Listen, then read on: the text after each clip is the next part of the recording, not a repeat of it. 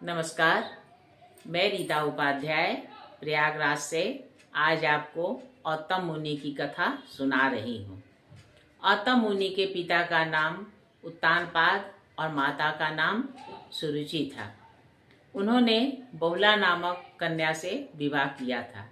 राजा अपनी पत्नी से बहुत प्रेम करते थे, किंतु उनकी पत्नी को यह समझ में नहीं आता था कि राजा उससे अगाध प्रेम करते हैं, इसलिए वह हमेशा उनके प्रति उपेक्षा और उदासीन भाव रखती थी।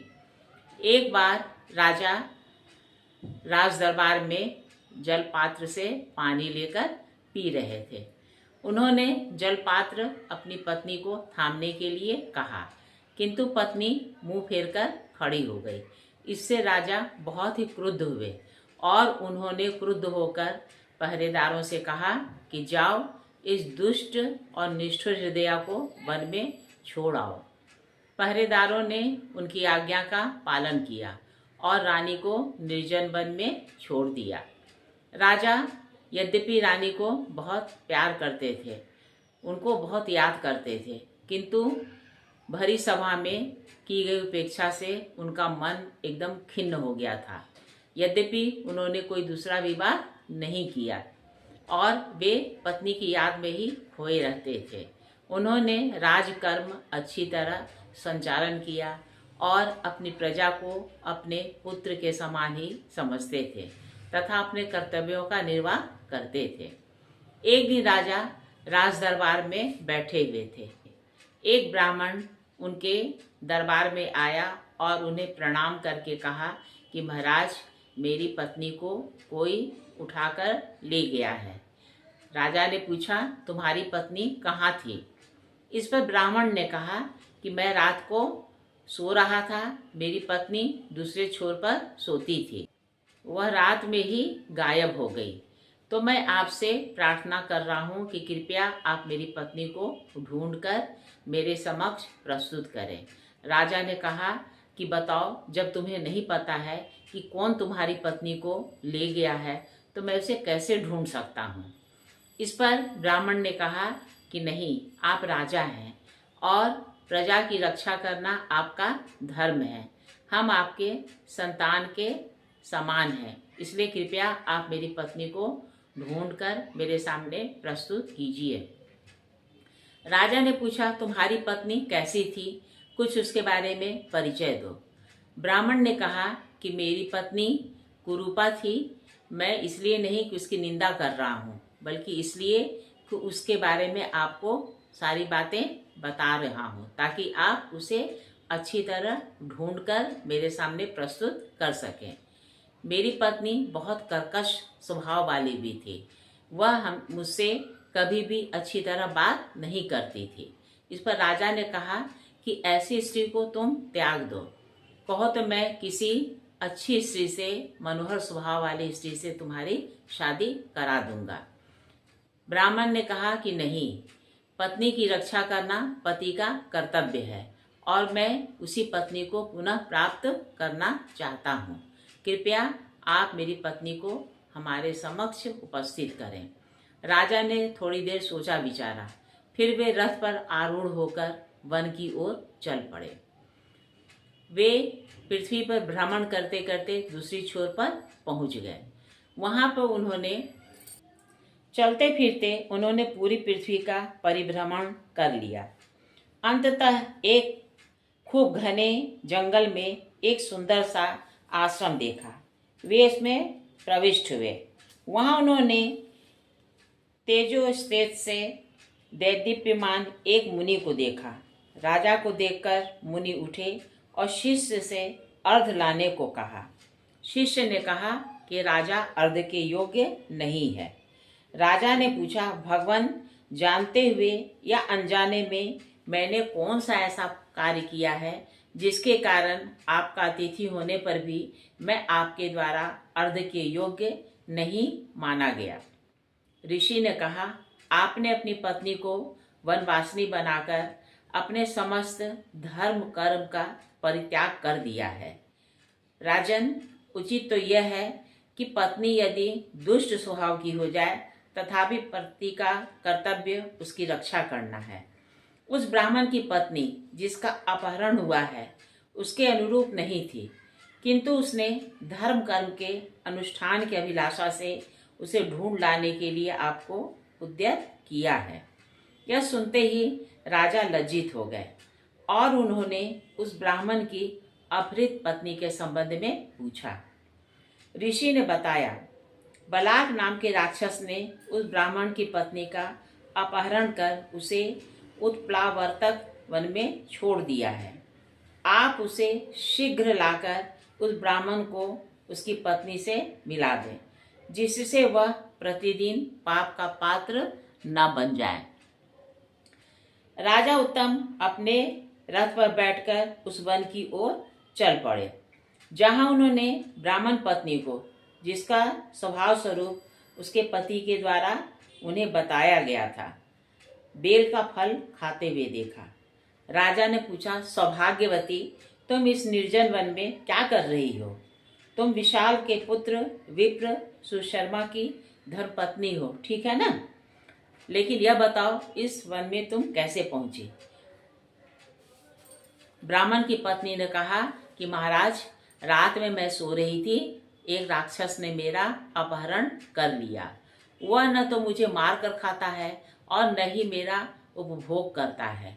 पता नहीं क्यों वह क्या करना चाहता है, कुछ समझ में नहीं आता। इसलिए मैं जंगल में यहाँ अपनी क्षुधा मिटा रही हूँ। कहा राजा ने कि बताओ, बलाक नाम का राक्षस कहाँ मिलेगा? तो कहा कि वह इस जंगल के अंतिम छोर पर रहता है, आप उससे संपर्क कर मुझे मुक्ति प्रदान कराएं। राजा ने कहा ठीक है। वह वन के दूसरी ओर गए। वहां पर बलाक राक्षस ने उन्हें देखा और उन्हें भूमि पर झुककर प्रणाम किया। राजा ने कहा कि बलाक, तुमने ब्राह्मण की पत्नी को क्यों बंधक बना रखा है? उसे छोड़ दो। राक्षस ने उत्तर दिया, महाराज, हम राक्षस हैं, किंतु नरभक्षी नहीं। वे राक्षस दूसरे प्रकार के होते हैं जो मनुष्य के मांस का भक्षण करते हैं। हम तो लोगों के पुण्य के फल के भोजी हैं। यदि आप हमें अपमानित करें या हमारा सम्मान करें, हम तो स्त्रियों और पुरुषों के स्वभाव का भक्षण करते हैं, जीव जंतुओं का भक्षण नहीं करते। जब हम मनुष्यों की क्षमाशीलता का भक्षण कर लेते हैं तब वे हम पर क्रुद्ध हो जाते हैं, किंतु जब हम उनके दुष्ट स्वभाव का भक्षण कर लेते हैं तब वे सुशील हो जाया करते हैं। राजन, इसका पति बड़ा मंत्रवेत्ता है, अतः जब मैं किसी यज्ञ में बलि भक्षण के लिए जाता हूँ तब यह रक्षोघ्न मंत्र के पाठ से मुझे भगा देता है। इसलिए मैंने उसकी पत्नी को अपहरण कर उसे अयोग्य बना देने का उपद्रव किया है, क्योंकि बिना पत्नी के कोई पति यज्ञ के अनुष्ठान के योग्य नहीं रह जाता। राजा ने कहा, अब तो मुझे याचक समझ और जो मैं कहता हूँ उसे सुन। आज तो इस ब्राह्मणी के दुष्ट स्वभाव का भक्षण कर ले, क्योंकि तेरे द्वारा उसकी दुष्टता का भक्षण कर लिए जाने पर वह एक सुशील गृहिणी बन जाएगी और उसे उसके घर पहुंचा दे। राजा की आज्ञा पाकर वह राक्षस अपनी माया से उस ब्राह्मणी में अंतः प्रविष्ट हो गया और अपनी शक्ति से उसने उसकी दुष्टता का भक्षण कर लिया। राजा ने कहा कि ठीक है राक्षस, तुमने मेरा बहुत महान कार्य कर दिया। अब भविष्य में जब कभी कार्य पड़ने पर मैं तुम्हारा स्मरण करूं तब तुम अवश्य मेरे सामने उपस्थित हो जाना। उस राक्षस ने जैसी आज्ञा महाराज कहकर उस ब्राह्मण पत्नी को, जो दुष्टता के दूर हो जाने पर शुद्ध हो गई थी, अपने साथ लेकर उसके पति के घर पहुंचा दिया। अब राजा सोचने लगा कि मैं क्या करूं, मैंने भी तो अपनी धर्मपत्नी का परित्याग किया है। इसके लिए उन ज्ञान दृष्टि मुनिवर से ही पूछना है। अतः उन्होंने अपने रथ पर आरूढ़ हो त्रिकालदर्शी मुनि के पास पहुंचकर उन्हें प्रणाम किया और सब कुछ उन्हें अवगत कराया। मुनि ने कहा, राजन, आपने जो कुछ किया है वह सब मुझे पहले ही ज्ञात हो गया था। धर्म, अर्थ, काम रूप पुरुषार्थ के लिए धर्मपत्नी मुख्य कारण है। आपने अपनी पत्नी का परित्याग करके धर्म का परित्याग किया है। राजा ने कहा, मैं क्या करूं? यह सब मेरे कर्मों का फल है। मैं अपनी पत्नी को प्राण समान समझता था, किंतु वह मुझसे विमुख रहा करती थी। यही बात थी कि मैं उसका परित्याग कर दिया। राजा ने कहा कि अगर मेरी पत्नी को निशाचरों या किसी जंगली जानवर ने नहीं खाया है तो कृपया बता दीजिए वह कहाँ है। इस पर मुनि ने ध्यान लगाकर सब कुछ जान लिया और कहा कि राजन, पाताल में कपोतक नाम का एक प्रसिद्ध नागराज है। उसने तुम्हारे द्वारा परित्यक्त होने पर महावन में इधर उधर घूमती हुई रानी को देखा।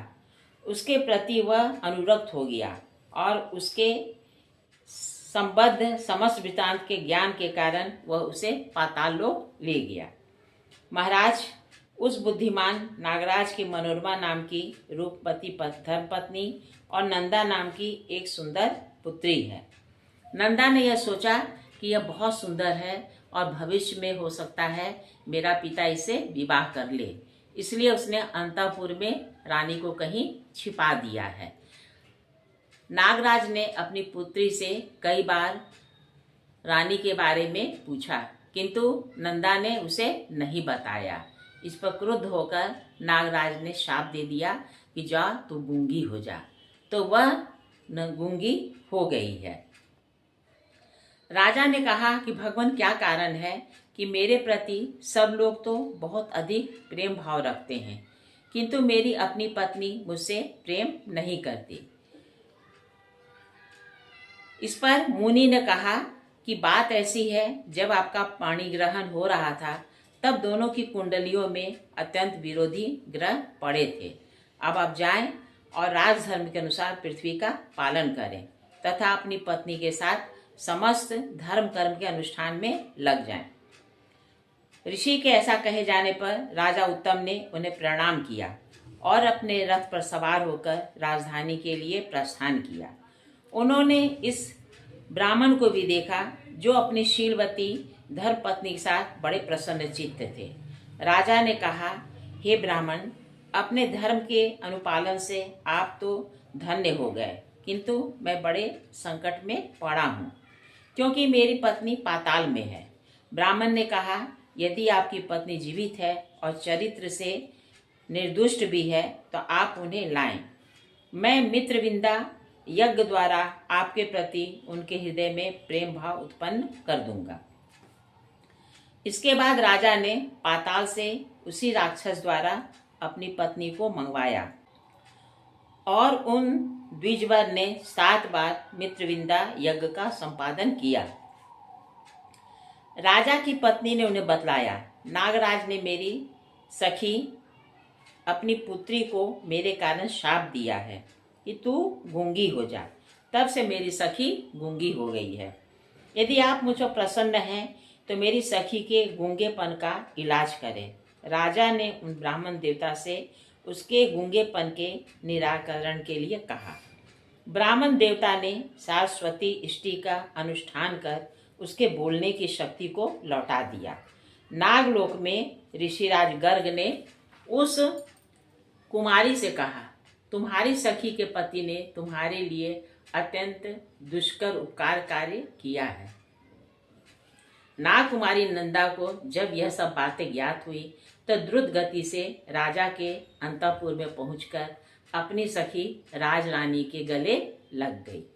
साथ ही बड़े मांगलिक वचनों से बारंबार राजा की स्तुति करती हुई आसन पर बैठकर बड़ी मीठी बोली में उनसे बोली, राजन, आपने मेरा अभी अभी जो कार्य किया है उससे मेरा हृदय आपके प्रति कृतज्ञता के भावों से आकृष्ट हो गया है। मैं आपसे कुछ निवेदन करूंगी, उसे आप सुन लें। आपको जो पुत्र होगा वह महापराक्रमी होगा। नंदा राजा को इस प्रकार का वर देकर अपनी सखी राजरानी का आलिंगन करके पाताल लोक के लिए प्रस्थान कर गई। इधर राजा को अपनी पत्नी के गर्भ से एक पुत्र उत्पन्न हुआ जो चक्रवर्ती सम्राट हुआ और वही उत्तम नाम से प्रसिद्ध मुनि हुआ। मेरे सहृदय श्रोताओं, कहिए आपको मेरे द्वारा कही गई यह कहानी कैसी लगी। अगर अच्छी लगी हो तो कृपया लाइक और सब्सक्राइब कीजिएगा। नमस्कार।